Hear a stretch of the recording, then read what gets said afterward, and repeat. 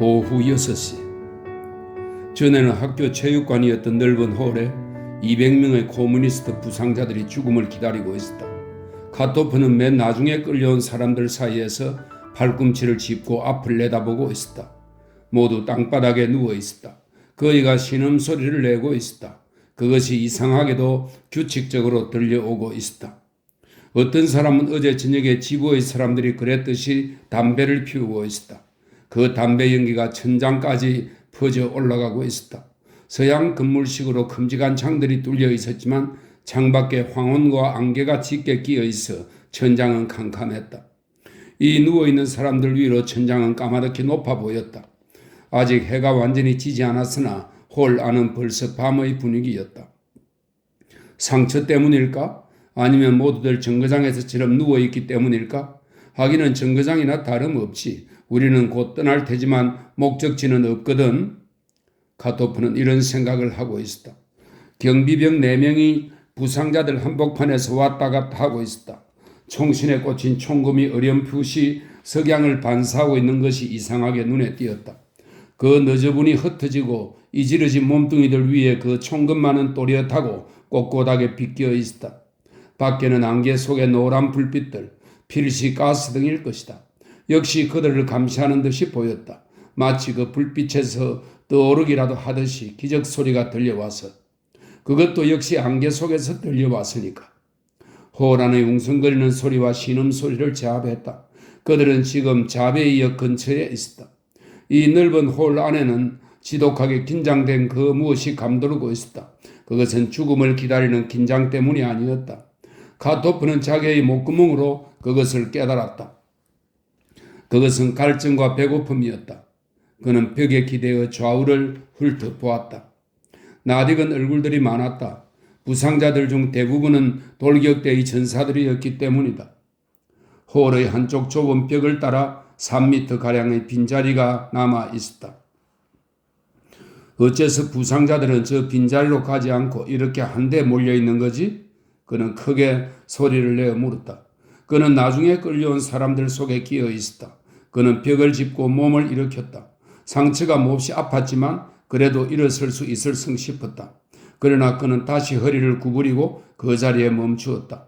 아무도 말 한마디 하지 않았으나 자기 주위에 오싹 소름 끼치는 공포가 감도는 것을 느끼고 그만 그 자리에 못 박히고 만 것이다.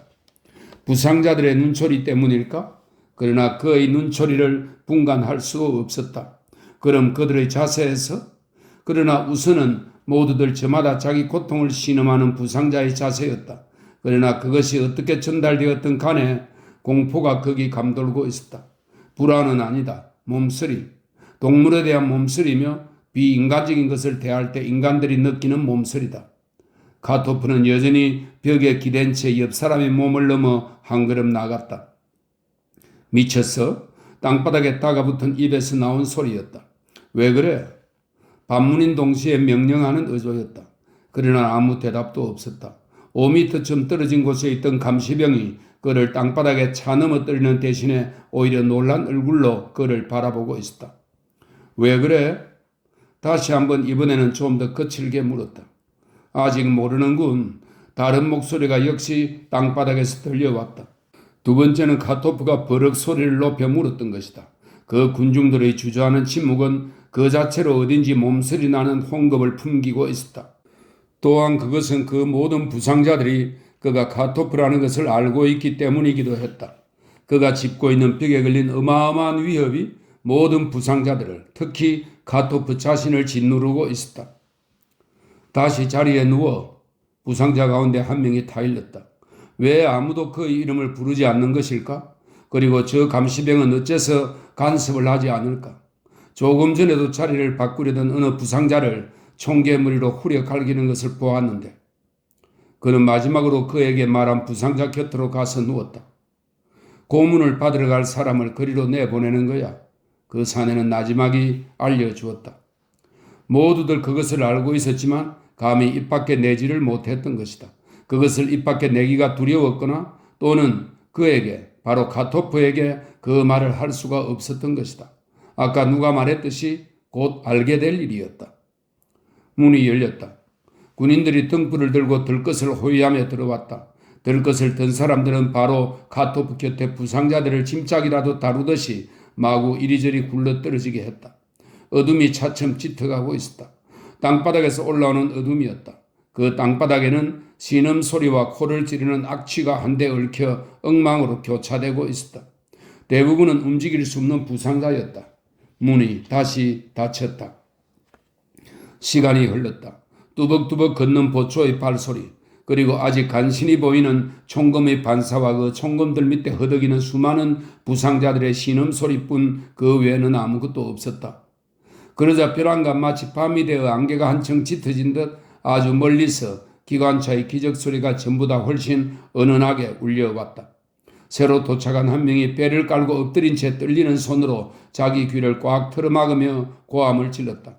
다른 사람들은 고함을 지르지 않았지만 또다시 몸서리 나는 공포가 땅바닥 위를 감돌았다. 그 사내는 다시 고개를 들고 팔꿈치로 윗몸을 일으켰다. 더러운 놈들아, 백정놈들아. 보초 하나가 다가와서 발길로 사내의 옆구리를 힘껏 걷어찼다. 사내는 엎어졌다. 사내는 입을 다물었다. 보초는 다시 가버렸다. 그 부상자가 알아들을 수 없는 말로 두들거리기 시작했다. 이제는 너무 어두워서 카토프는 그의 시선을 분간할 수조차 없었다. 그러나 그의 목소리는 들렸다. 그는 말소리가 분명해지는 것을 느꼈다. 총살하는 게 아니야. 놈들은 산채로 부상자를 기관차의 보일러 속에 쳐넣는 거야. 그래서 방금 기적소리를 울린 거지. 보초가 다시 다가오고 있었다. 침묵 속에서 신음소리만 들려왔다. 또다시 문이 열렸다. 이번에도 총검들이 불쑥 나타났다. 등불에 총검이 환히 드러났다. 그러나 이번에는 부상자를 날라온 것이 아니었다. 국민당 장교 한 명만이 들어왔다. 눈에 띄는 것은 겹겹이 쌓인 몸들의 그림자뿐이었지만 그래도 카토프는 그들 하나하나가 순간 움찔하며 긴장하는 것을 느낄 수 있었다. 서쪽에 서 있는 장교는 황혼을 배경으로 등불에 어렴풋이 비쳐 입체감이 없는 한각 그림자로 보일 뿐이었다. 그는 보초에게 뭐라고 지시를 내리는 모양이었다. 이었고 보초가 카토프를 찾아 다가왔다. 마침내 카토프를 발견했다. 보초는 카토프에게 손가락 하나 까딱하지 않고 아무 말도 없이 그저 공손히 일어나려는 신용을 할 뿐이었다. 카토프는 간신히 몸을 일으키고 저쪽 문을 향했다. 장교는 여전히 거기서 지시를 내리고 있었다. 보초는 한 팔에 총을, 다른 팔로는 초롱을 들고 카토프 왼쪽에 있었다. 오른쪽에 있는 빈자리와 흰 벽이 있을 뿐이었다. 보초병은 총대로 그 빈자리를 가리켰다. 카토프는 마침내 절망적인 자존심으로 쓰디쓴 미소를 지었다. 감히 그의 얼굴을 쳐다보는 자는 아무도 없었다. 보초는 일부러 그를 바라보지 않으려는 기색이었다. 부상자들은 그의 죽어가는 자들을 제하고는 모두 윗몸을 일으켰다. 또는 한쪽 무릎을 짚고 또는 턱을 땅에 괴한 채 모두 그의 그림자를 눈으로 쫓고 있었다. 아직 희미한 카토프의 그림자는 그 고문당하는 자들의 벽 위에 차츰 거대하게 퍼지고 있었다. 장교가 나갔다. 문은 열린 채였다. 보초들이 얼른 받들어 총을 했다. 민간인 한 사람이 들어왔다. A반 하고 외치는 소리가 밖에서 들리더니 뒤이어 문이 닫혔다. 보초 한 명이 그 민간인을 벽 쪽으로 데리고 오며 줄곧 중얼중얼하고 있었다. 그가 아주 가까이 다가오자 카토프는 깜짝 놀랐다. 그는 기요였던 것이다. 그는 부상자가 아니었기 때문에 그가 두 장교 사이에 끼어 도착하는 것을 보고 보초들은 장의 외국인 고문으로 잘못 알았던 것이다. 자기들의 오해였음을 깨닫고 그들은 지금 멀리서 욕짓거리를 퍼붓고 있었다. 기요는 어둠 속에서 카토프 바로 곁에 누웠다. 우리가 어떻게 되는 줄 아나? 카토프가 물었다.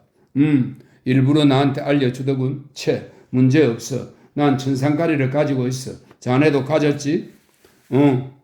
다쳤어? 다리야. 그래도 걸을 수는 있네. 오래전부터 여기 있었어? 어제 저녁에. 여기서 도망칠 방법은? 꼼짝할 수 없는 걸.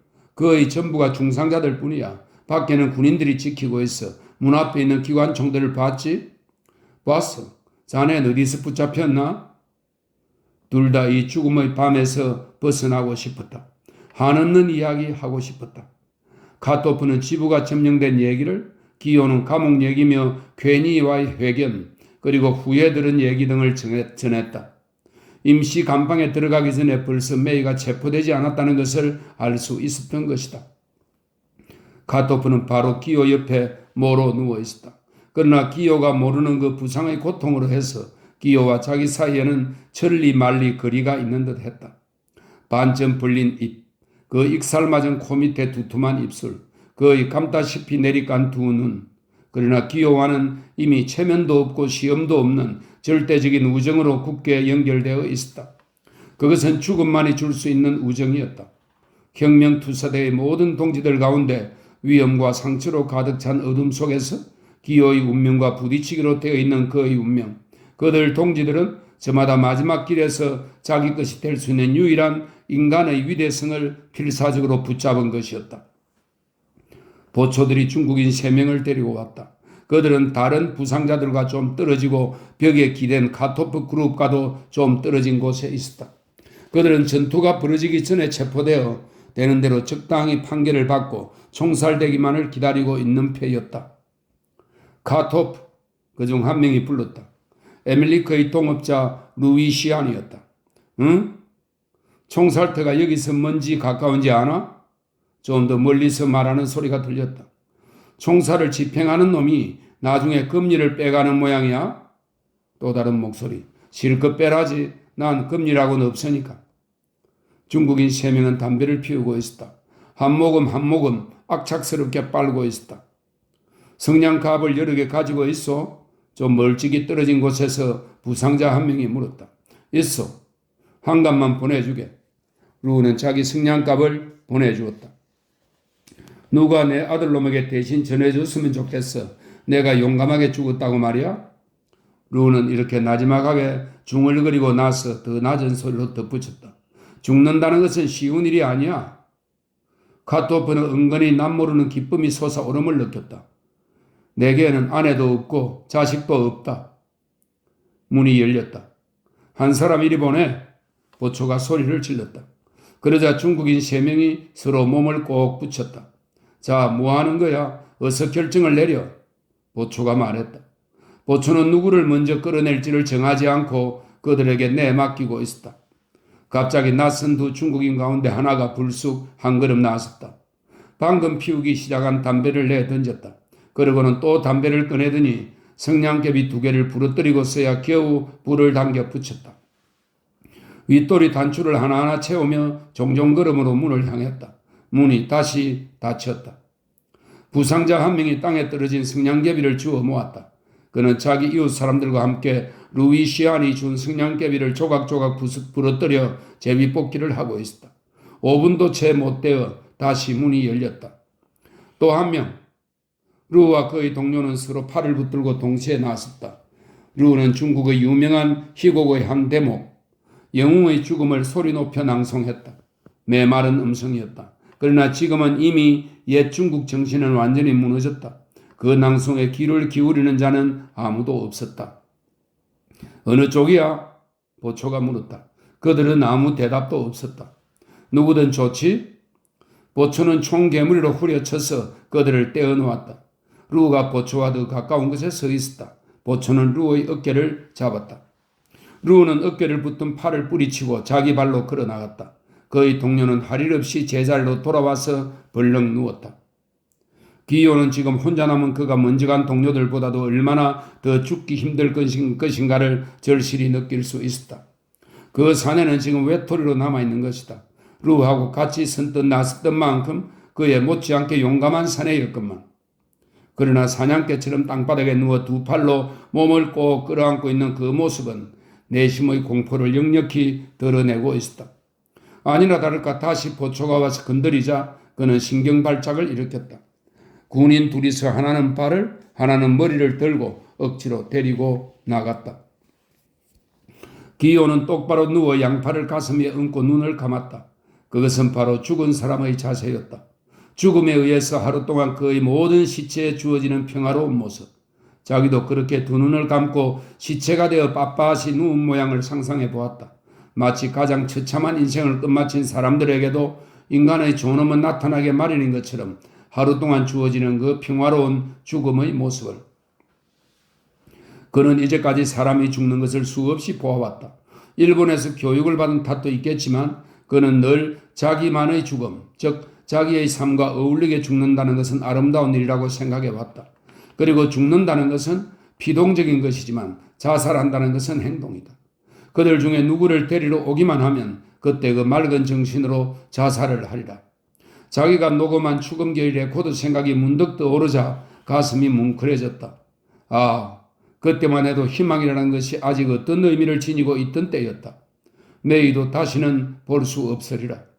지금 자신의 마음에 상처를 입힐 수 있는 유일한 고통, 그것은 바로 메이가 받을 고통에 대한 괴로움뿐이었다. 마치 자기 자신의 죽음이 자기의 잘못이나 되듯이. 죽음에 대한 회한이라. 가슴 아픈 빈정거림으로 그는 혼자 중얼거렸다. 늘 강한 인상만 주던 아버지에 관해서는 그런 불안은 조금도 느끼지 않았다. 벌써 1년 이상이 되지만 메이와 결혼한 후로 온갖 쓰라림에서 벗어났다고는 못할 망정 적어도 고독에서는 벗어날 수 있었다. 이미 산 사람의 세계관은 완전히 격리된 지금에 와서 메이를 생각하자. 아, 처음으로 서로 육체가 얽혔을 때의 찌르는 듯한 애정의 도치가 다시금 기억에 솟구쳐 올랐다. 이제는 메이가 날 잊어야만 한다. 이런 말을 메이에게 편지로서 보낸다면 그것은 오직 메이에게 상처를 줄 뿐만 아니라 더욱 자기에게 집착하게 만드는 결과가 될 것이다. 그리고 그것은 딴 남자를 사랑하라는 말과 다름없는 말이다. 오, 감옥. 시간조차 멎어버린 곳. 시간은 딴 곳에서 계속되고 있다.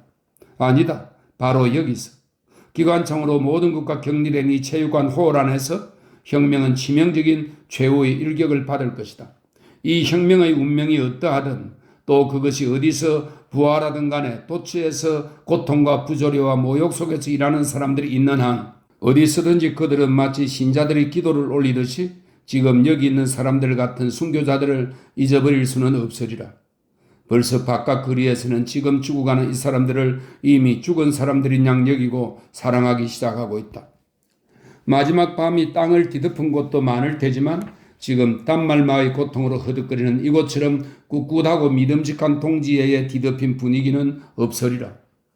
이 누워있는 사람들과 더불어 신음하고 제물로 바친 그들의 고통을 자기 고통처럼 느끼며 이 웅성거리는 비탄 속에 하나가 되는 것이다.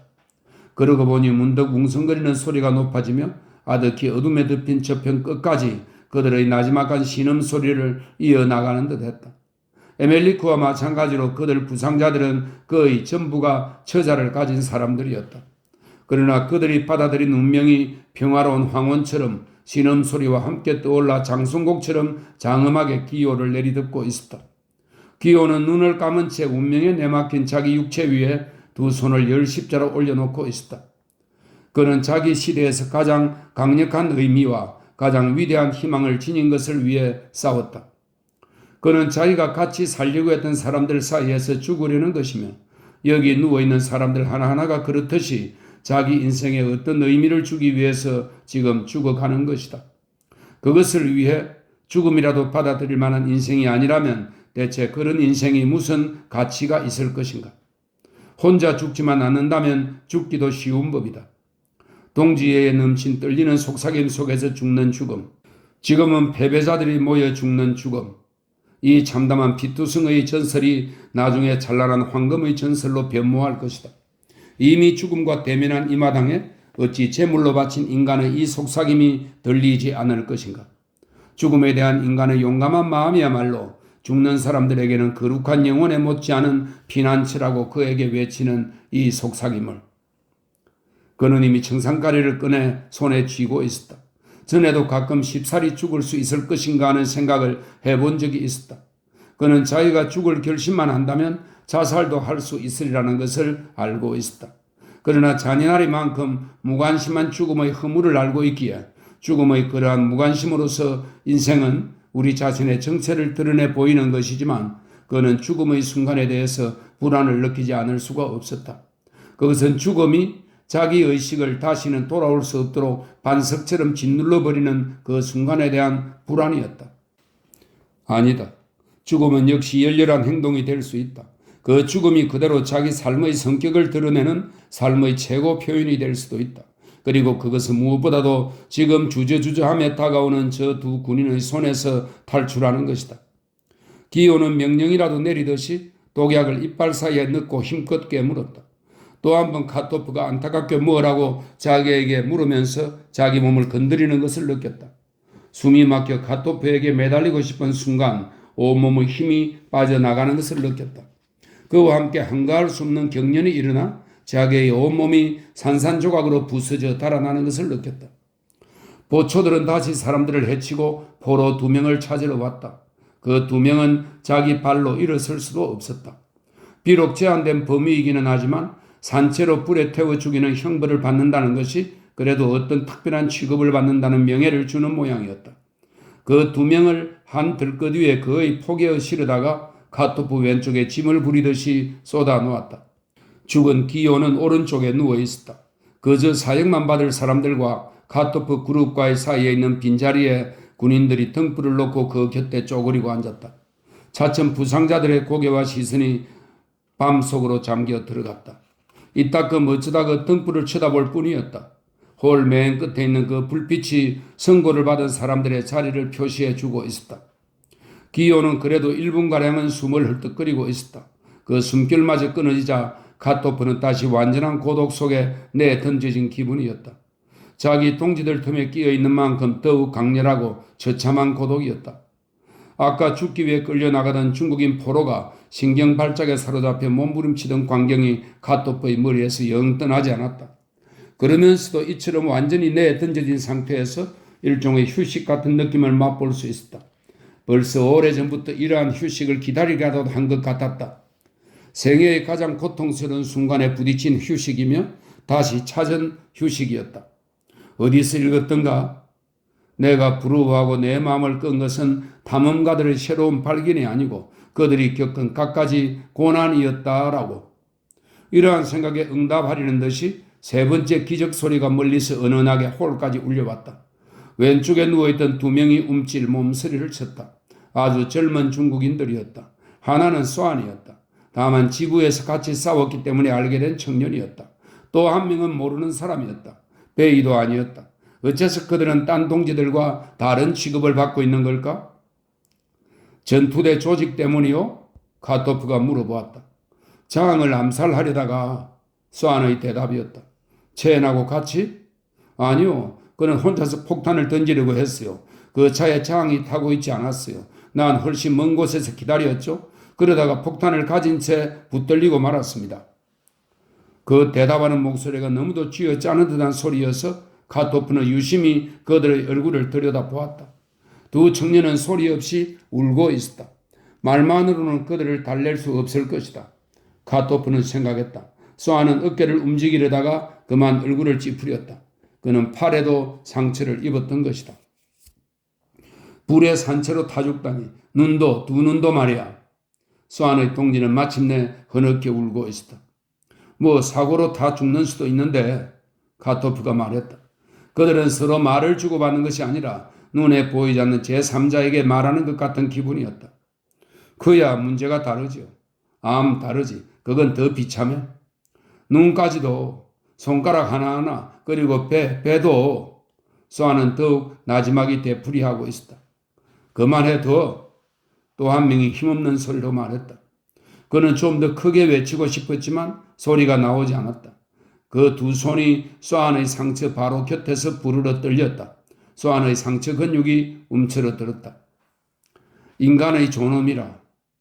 기호와 쾌니의 면담 과정을 생각하고 있던 카토프는 이렇게 혼자 중얼거렸다.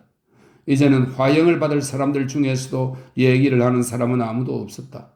등불 저쪽 캄캄해진 어둠 속에서 여전히 들리는 신음소리. 카토프는 다시 소안과 그의 동지 곁으로 바싹 다가갔다. 보초 하나가 다른 보초들에게 얘기를 늘어놓고 있었다.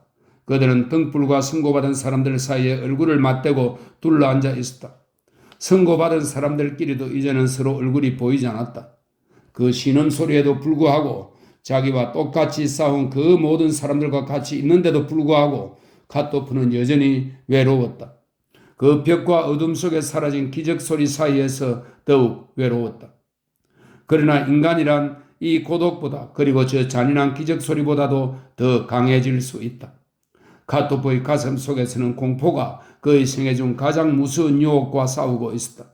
이번에는 카토프가 혁대 버커를 열었다. 마침내 그는 나지막이 말했다. 자, 이거 받아, 수안. 손을 내 가슴 위에 얹어. 내 손이 닿거든 꼭 쥐란 말이야. 정상가리를 줄게. 절대로 두 사람 목밖에 없으니 그래야라. 오직 두 사람 목밖에 없다는 말을 하고 나서 그 밖의 모든 것을 그는 이미 단념했다. 옆으로 누워 정상가리를 둘로 나누었다. 등불은 보초들로 가려져 불빛이 후광처럼 흐릿하게 그들을 둘러싸고 있었다. 그러나 놈들이 움직이지는 않을까? 어떤 일이 일어나도 볼 수는 없었다. 카토프는 자기 목숨보다도 더 귀중한 선물을 자기 가슴 위에 내민 그 뜨거운 손에 육체에게 주는 것이 아니고 목소리에게 주는 것도 아니다. 넘겨주었다. 그 손이 짐승처럼 움찔 오므라들더니 곧 물러갔다. 카토프는 온몸을 긴장시키며 기다렸다. 갑자기 둘 중의 한 사람이 뭐라고 말했다. 잃어버렸어. 떨어졌어. 그다지 불안한 목소리도 아니었다. 마치 그런 변은 있을 수조차 없다는 듯. 마치 기어코 모든 것이 제대로 수습될 것이라는 듯이. 그런 변은 카토프에게도 도저히 있을 수 없는 일이었다. 순간 한없는 분노가 치밀었지만 역시 있을 수 없는 일이라는 생각에 다시 마음이 가라앉았다. 하지만 저 바보에게 잃어버리라고 내가 그것을 주었던가? 언제? 카토프가 물었다. 내 손에 닿기 전에요. 수안이 내주는 것을 제대로 받지 못했어요. 손에도 부상을 입었으니까. 저 사람이 둘 다 떨어뜨렸어요. 수안이 말했다. 아마도 그들 사이를 찾는 모양이었다. 이어 카토프와 수안 사이를 찾기 시작했다. 수안을 덮쳐 누르듯이 둘이 겹쳐져서 찾는 모양이었다. 아무것도 보이지는 않았지만 카토프는 자기 곁에서 한데 뭉쳐 움직이는 몸뚱이 같은 것을 느낄 수 있었기 때문이다. 카토프 자신도 화가 치미는 것을 꾹 참고 찾아보았다. 10cm 거리마다 손이 닿는 곳은 모두 찾았다. 그들의 손이 카토프의 손을 스쳤다. 그러자 벼랑간 그들의 손 하나가 그의 손을 붙잡더니 꽉 쥐었다. 잠시 그대로 쥔 채 가만히 있었다. 그대로 찾지 못한다 하더라도 둘 중의 한 목소리였다. 카토프도 손에 힘을 주었다. 당장 눈물이 쏟아질 듯 했다. 얼굴도 서로 볼 수 없고 목소리조차 그의 자기 목소리가 아닌 모두 거의 똑같은 속삭임 소리였다. 이 애처로운 우정의 교환에 가슴이 메었다. 캄캄한 어둠 속에서 그의 선물에 보답하는 그 목소리마저 각자의 예사로운 목소리가 아니었다. 그리고 그 선물이야말로 일찍이 선사해 본 적이 없는 가장 귀한 선물이었고 어쩌면 허사가 될지도 모를 선물이었다. 수아는 여전히 찾고 있었지만 손은 그대로 쥔 채였다. 갑자기 그 손이 꽉 쥐어들었다. 찾았다. 오, 살았다. 설마 그게 돌 부스러기는 아닐 테지? 또 다른 목소리가 물었다. 사실 땅바닥에는 온통 벽돌 부스러기가 널려 있었다. 어디 이리 줘봐. 카토프는 손가락 끝의 촉감으로 그 독약의 모양을 알 수 있었다. 그는 그 두 알을 다시 돌려주었다. 틀림없이 돌려주었다. 그는 또 한 번 자기 손을 더듬는 손을 먼저보다도 더 세게 꽉 쥐었다. 그리고 기다렸다. 어깨가 부르르 떨리고 이가 딱딱 마주쳤다. 은종이로 잘 싸두기는 했지만 청산가리가 변질되지만 않았으면 카토프는 생각했다. 그가 쥐고 있던 저쪽 손이 갑자기 그의 손을 뒤틀었다. 마치 어둠 속에 잠긴 저쪽 육체와 그 손을 통해서 소통되듯이 카토프는 그 순간 그 육체가 빳빳이 굳는 것을 느낄 수 있었다. 카토프는 그 경련함에 숨이 막히는 최후의 순간이 부러웠다. 그와 그의 때를 같이해 나머지 한 명이 쥐어짜는 듯한 외마디 고함을 질렀다. 아무도 그 고함 소리에 주의를 기울인 사람은 없었다. 그러고는 다시 잠잠해졌다. 카토프는 이제야말로 외톨이가 된 것을 뼈저리게 느꼈다. 그는 몸을 돌려 납작 엎드렸다. 그리고 기다렸다. 그치지 않고 사뭇 어깨가 떨렸다. 한밤중에 장교가 다시 들어왔다. 절거덕거리는 총금 소리와 함께 군인 6이 선고받은 사람들 곁으로 다가왔다. 포로들은 모두 눈을 떴다. 이번에 들어온 등불에 비친 건 역시 너저분하게 쓰러져 흩어진 몸뚱이들 뿐으로 무덤을 파헤친 것이나 다름없었다. 카토프는 간신히 몸을 일으켰다. 호송대를 지휘하던 자가 기어의 팔을 붙잡았다. 벌써 빳빳해진 것을 느끼고 이어 수안을 붙잡았다. 소환 역시 빳빳했다. 그러자 포로들의 첫 줄에서 맨 끝줄에 이르기까지 웅성거리는 소리가 일제히 퍼져나갔다. 호송대장이 대뜸 기호의 다리를, 다음에는 소환의 다리를 하나씩 잡아 쳐들었다. 다리는 뻣뻣이 뻗은 채 다시 땅바닥에 떨어졌다. 그는 장교를 불렀다. 장교가 오더니 똑같은 것을 되풀이했다. 포로들의 웅성대는 소리가 차츰 커졌다. 장교는 카토프를 노려보았다. 이놈들은 죽었나? 무엇 때문에 대답을 할 것인가? 한데 몰려있는 포로 6명을 따로 떼어놓아. 그럴 필요는 없어. 내가 그들에게 청산가리를 주었으니까. 카토프가 대답했다. 장교는 잠시 주저하더니 이었고 이렇게 물었다. 그럼 당신은? 2사람 목밖에 없었소. 이렇게 대답하는 카토프의 가슴에 벅찬 기쁨이 솟아올랐다. 당장 내 얼굴에 총 개머리가 내려 떨어질 테지. 순간 카토프의 머리를 스친 생각이었다. 포로들의 웅성거림이 그의 떠들썩한 고함으로 변했다. 자, 걸어가. 장교는 이렇게 한마디 했을 뿐이었다. 카토프는 자기가 전에도 사형 선고를 받은 적이 있다는 것, 자기를 겨눈 기관총들을 보았고 그 기관총들이 불을 뿜는 소리를 들은 적이 있다는 것을 결코 잊지 않고 있었다. 밖으로 나가기만 하면 어느 한 놈을 붙들어 목을 졸라야지. 놈들이 그 자리에서 날 죽이지 않을 수 없도록 그대로 손을 풀지 않고 목을 쥐고 있어야겠다. 바로 그 순간 군인 한 명이 그가 꼼짝 못하도록 2 팔을 끼어서 몸을 꽉 끼어안았다. 한편 다른 하나가 달려들어 그의 2 팔을 등 뒤로 돌려 손목을 묶었다. 아까 그 젊은이들이 운이 좋았던 게로군. 제기랄, 내가 불에 타 죽다니. 그는 걷기 시작했다. 신음소리는 여전했으나 그래도 침묵이 다시 호를 내리덮었다. 등불에 비친 카토프의 그림자가 먼저 들어올 때처럼 흰 벽 위에 비껴 커다란 창문들을 가로지르고 있었다. 벌써 창밖은 어둠이 짙어져 카토프의 그림자도 새까맣게 드러났다. 그는 상처의 고통으로 한 걸음 한 걸음 간신히 옮겨 놓았다. 기우뚱거리며 등불 앞으로 다가가자 그의 머리의 그림자가 천장 위로 사라졌다. 홀의 어둠 전체가 살아있었다. 그래서 그가 한 걸음 한 걸음 내디딜 때마다 뒤쫓는 눈초리를 느낄 수 있었다. 너무나 깊은 침묵이어서 간신히 발을 내디딜 때마다 땅바닥이 쿵쿵 울릴 정도였다. 어둠 속의 모든 머리들이 아래 위로 움직이며 사랑과 공포와 체념에 사로잡혀 카토프의 발소리를 쫓고 있었다. 마치 모두 똑같은 몸짓으로 그를 바라보고 있었지만 속으로는 저마다 그 쩔뚝거리며 떠나가는 그의 모습에서 자기 자신의 모습을 발견이나 하는 것처럼 마침내 모두들 고개를 든 채로 움직이지 않았다. 문이 다시 닫혔다. 잠든 듯한 깊은 숨소리가 땅바닥에서 올라오기 시작했다. 아직 살아있는 그들은 누구나 고통에 못 이겨 이를 악물고 코로 숨을 쉬며 꼼짝 않고 곧 들려올 기적 소리를 기다리고 있었다. 다음 날 벌써 5분 이상이나 지저르는 파이프를 들여다보고 있었다. 그의 앞에는 불이 켜진 램프, 아무짝에도 쓸모가 없던 그 램프와 열려있는 자그마한 아편 상자가 있었으며 주사 바늘도 깨끗이 닦여 있었다. 옆방문이 활짝 열려 있어 방 안에는 네모난 램프 불빛이 방바닥에 비쳐 있었다. 옆방에는 기호의 시체를 날라다 안치했다. 체육관은 수많은 사형수를 수용하기 위해서 일단 비워야 했고 그때 밖으로 내던진 시체를 가져가는 것은 아무도 막지 않았다. 카토프의 시체는 발견되지 않았다. 메이는 위독한 부상자라도 다루듯이 정성껏 기호의 시체를 날라왔다. 기호의 시체는 체육관 밖에 있었다. 기호 자신이 죽기 전에 생각했던 것처럼 평화로운 모습이 아니라 마지막 질식 때문에 경련한 자취가 그대로 남아있는 얼굴이었다. 이미 그것은 사람의 얼굴 같지가 않았다. 메이는 마지막으로 시체에 화장을 하기 전에 그의 머리를 깨끗이 빗어주었다. 그리고 마지막으로 대하는 그 얼굴을 향해 마음속으로 말했다. 모성적인 말, 자기 자신의 귀에 들릴까봐 차마 입 밖에 낼 수 없는 무서운 말이었다. 내 사랑 하고 속으로 불러보았다.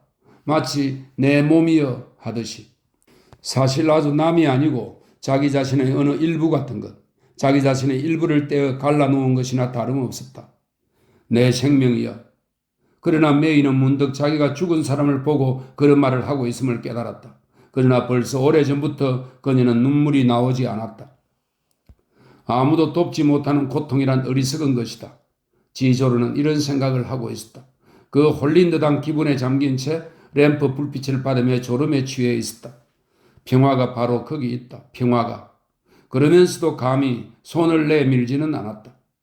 그는 결코 사후의 영생이라는 것을 믿지 않을 뿐만 아니라 죽은 사람들에 대해서도 아무런 존경심을 가질 수 없었다. 그러나 손을 내밀 결심은 나지 않았다. 메이가 곁으로 다가왔다. 입을 힘없이 다물고 멍청한 눈길에 넋을 잃은 얼굴. 메이는 지조로의 손목 위에 가만히 손가락을 얹었다.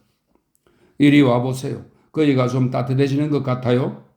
불안한 목소리로 메이는 나지막이 말했다. 그는 눈을 들어 메이의 얼굴을 보았다. 고통스러워하는 얼굴이지만 조금도 흐트러짐이 없는 모습이었다. 메이도 조용히 그를 마주 바라보았다. 희망을 건다기보다는 기원하고 싶은 기분이었다. 독약의 효력이란 늘 확실치 않은 것이다. 그리고 메이는 의사다. 지조로는 일어나 메이를 따랐다. 너무 큰 기대를 걸지 않으려고 억제하면서. 섣불리 큰 기대를 걸었다가 어긋나는 경우에는 도저히 감당할 수 없을 것만 같았다. 그는 벌써 푸르스름하게 된 기어의 이마를 짚어보았다. 결코 주름살이 잡히지 않을 그 이마를. 이마는 싸늘했다. 의심할 여지 없이 죽은 시체의 싸늘한 이마였다. 그러나 이마를 짚은 자기 손을 뗄 수가 없었다. 다시 메이의 눈을 쳐다볼 수가 없었다. 그는 하는 수 없이 기어의 벌린 손에 시선을 떨어뜨리고 지켜보았다. 벌써 손금들이 사라져가고 있는 그 손을. 아니야. 그는 겨우 입을 열었다. 다시 안타까운 고뇌 속으로 돌아가는 것이었다. 그 고뇌는 잠시도 그를 떠나지 않았다. 그러고 보니 여기까지 오면서도 메이의 말을 믿지는 않았던 것이다. 할 수 없군요. 메이의 대답은 그것뿐이었다.